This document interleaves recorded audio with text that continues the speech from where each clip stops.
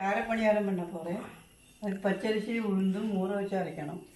1/4 kilo பச்சரிசிக்கு 50 gram உளுந்து வரும். அரைச்ச மாவு இப்படி இருக்கும். அதில் வெங்காயம், பச்சை மிளகாய், பெருங்காயப்பொடி, உப்பு எல்லாம் போட்டு கிளறலாம். பச்சை மாவு 2 முறை புளிக்க வைக்கணும். வேணும்னா காரப்பொடி வச்சுக்கலாம். இப்படி புளிக்காட்டா கொஞ்சம் சோடாப்பொடி போட்டுக்கலாம். சட்டி காய்ஞ்சதுக்கப்புறம் எண்ணெய் கொஞ்சம் ஒரு ஸ்பூன் விட்டுனோம். ஓரோ பொடியில் ഓരോ തവണയും கொஞ்சம் கொஞ்சமாக விட்டுக்கிட்டால் வரும். அவ்வளோ